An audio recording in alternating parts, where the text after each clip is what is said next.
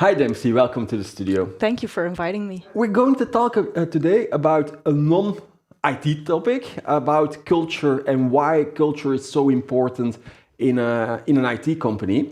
Can you elaborate on that? Well, I think culture is important in general for all companies, not just an IT company. Your culture is your DNA. That's something that you show to other people, to other companies, something that attracts new people to your company. So it's very important to have your culture on point. So is it about having ambassadors then for your company? So the people in your company are your biggest ambassadors because they show other people how it's done in your company. They show it towards future employees, but also towards clients. They show how your brand is managed or how your brand is shown towards the outer world.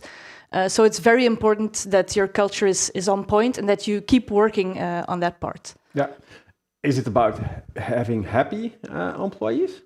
Yeah, of course, having happy employees helps. Happy employees are more creative, they are more productive, they make better decisions. Also, they don't go away to other companies. So these days it's very hard to find people. Indeed. To keep them is a big advantage. Indeed, and that's why it's important to have a good culture where people feel good, where they can work on themselves, where they can grow as a person. Yeah. Now, it's very easy to say we want to have that kind of culture in our company. But in reality, how do you do that? How do you bring a culture into a group of people? Yeah, well, it's difficult to define culture in a few bullet points. There is so much that you can do around culture. At Forward, I think it's especially our manifesto that lays the base of our... I need to halt you here already. What is a manifesto? Well, a manifesto is a document that we have, which contains 5 pillars, 5 very important pillars in our company. Those are important to show the way or to make it the way how we work with other people within the company, but also towards clients. So if we see a client and it doesn't match with those 5 pillars we have, it will probably not be a good culture match, because it's also important to have a match with external companies, with your brands, with the clients, and with your company. Okay, but if we look then at specifically at those 5 pillars of Forward, what kind of things are in that manifesto? Well, for example, one I think is very important is one team. Is we are one team with within the company. We help each other, we lift each other up, but also with our clients and also with external partners. So if something can't be done, we're not going to throw it over the hedge and ask them to just solve That's it. something you see a lot. Yeah. It's not our fault. It's Indeed, their fault. Indeed. And what we think is important is that we resolve it together. That we form one team with the whole team, with the clients and so on. So that's one I find very important. We also have the one with we make mistakes. It's also a big pillar. We're not perfect. We're not perfect, so we make mistakes, and that's okay. As long as we learn from them. But that's also having a culture about being open and have the safety to tell others in the team, oh guys, I f***ed up, to put it like that, and to discuss and to learn as a group from a mistake. Yeah, indeed. So we have to do it. We have to do it together. Communication is very important. When you want to have a good culture, it's very important to have open communication, to give direct feedback, to communicate with each other and help each other out if something's not working right, or if you're seeing something that could be done better, or if you can help each other grow that way, and that's very important. Maybe one, because we can't talk about every of the pillars, but maybe one more. You already mentioned it. We grow talent in our tribe. I also think that's a very important one. Indeed.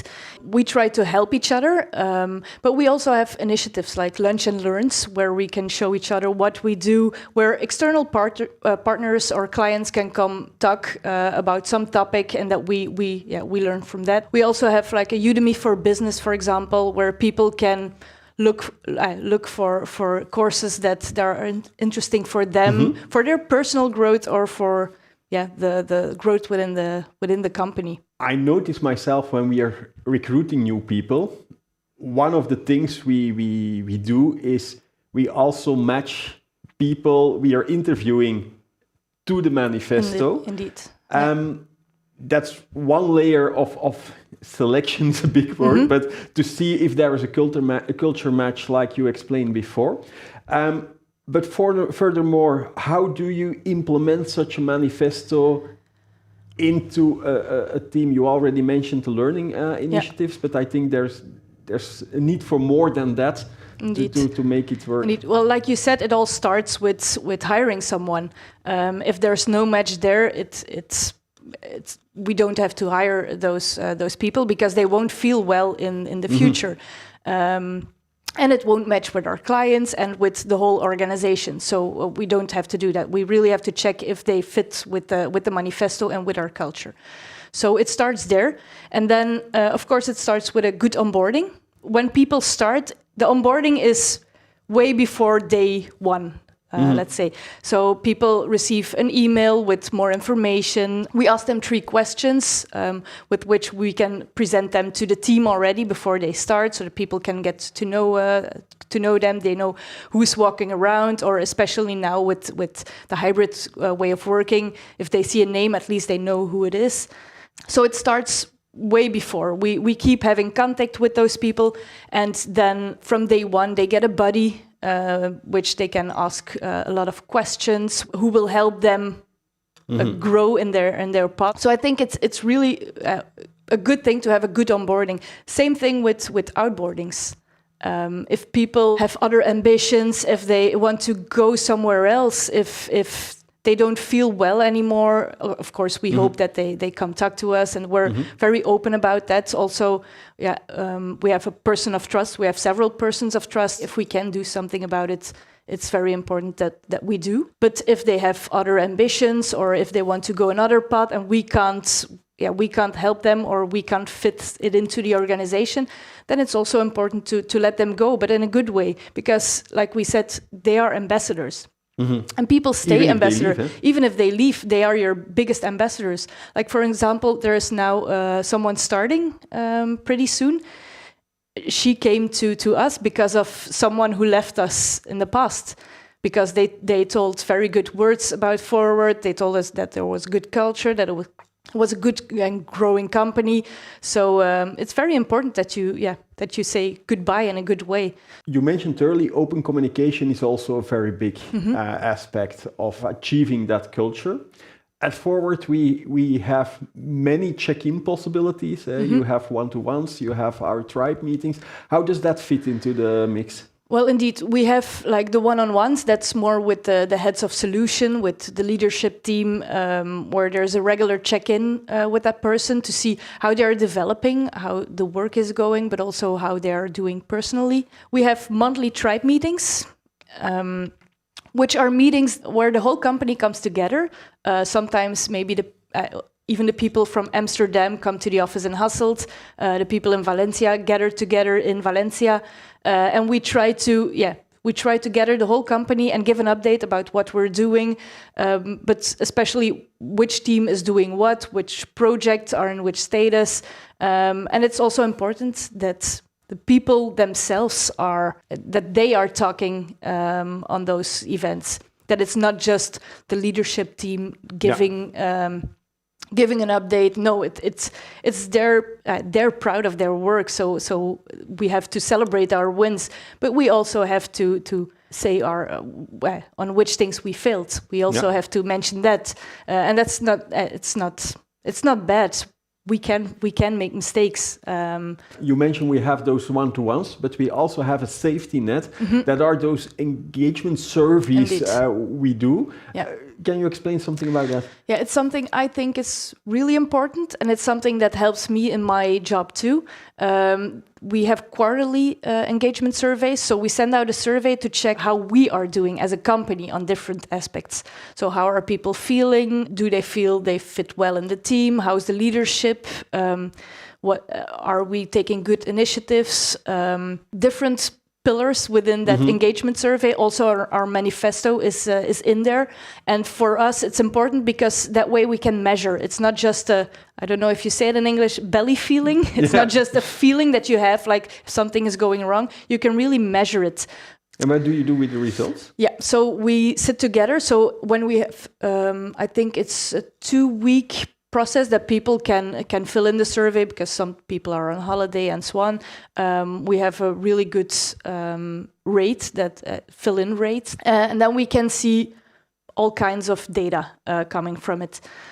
So on team level, on company level, we can easily see like, oh, okay, in that team, this isn't going very well. We have to focus on that. In this team, we have to focus on this. On company level, oh, we could grow on this or that. And we are taking it to our tribe council, the results, and we try to look at how we can improve because. Okay, you can do a survey, but if you don't do anything with it, it's for nothing. So, are you using? And that might interest some of our viewers or listeners. Do you use any software to do that? We do. We use Culture Amp, which is a very cool software where we also can do our performance reviews. But the engagement part is a big part of Culture Amp. And it gives you a really nice overview also of your retention, of how many people are in your company for how long and how probably are they going to leave your company. So it's a really good tool to see all of that. And especially take action on them. Yeah. Because if people don't fill in the survey, if they don't give feedback, we don't know what to work on. It's even good that we have a very high rate of, I think, 88%, if I'm not wrong. Average, yeah, it is. But it's good because that means that we can improve as a company. We've been talking about the manifesto. The manifesto is also something we even put it on our website. So it's open for everyone. We will also put maybe the link to the manifesto in the link of this video, because I think it might also be interesting for some of the listeners or viewers to review how we tackled that. There was one more thing you mentioned, and that is celebrating successes. Yeah. And I think that is something a lot of companies aren't doing enough.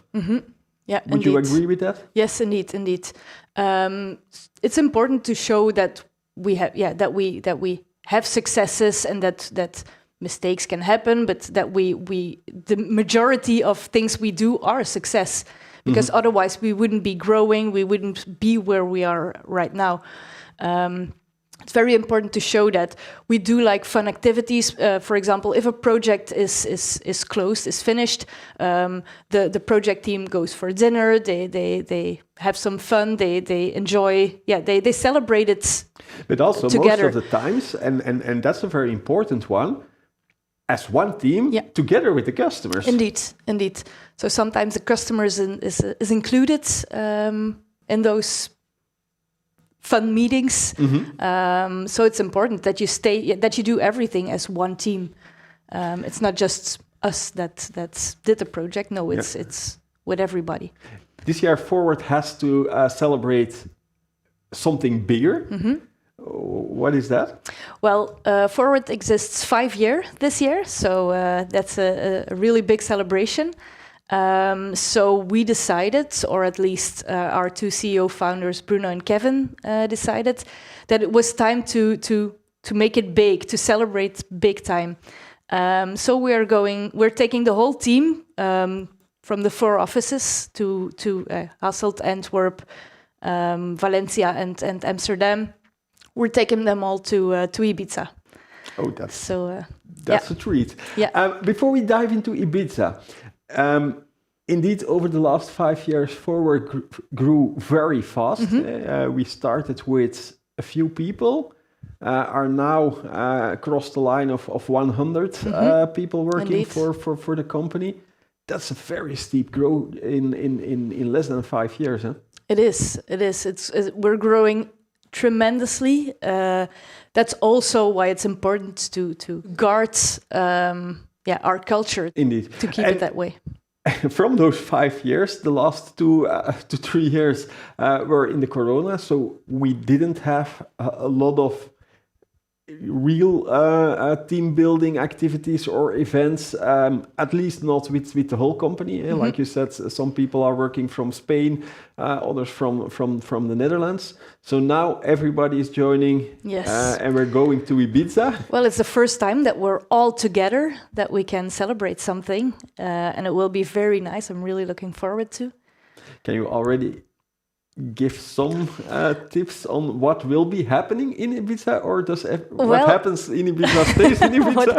I think maybe for some people it's better to have it that way.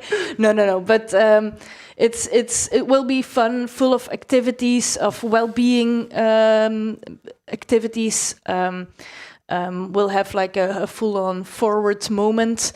But I can't tell everything yet because it's also still a secret for a surprise for our team. But also maybe the fact that we will also have workshops, we'll work on the manifesto as a team. Indeed. So that we will not only celebrate, but also will be working on that culture we need. Indeed, in it our will everyday. be one big team building. It will also be interesting to see that other people work with other people than they're used to during the rest of the year. So get to know each other, get to know the people from the other workspaces, just have a fun moment together. Yeah, really a big team building to strengthen the team even more. Okay. Dempsey, thank you very much sharing your insights on the forward culture. Thank you very much. And you at home, thank you for watching or listening to our show. I hope to see you next time.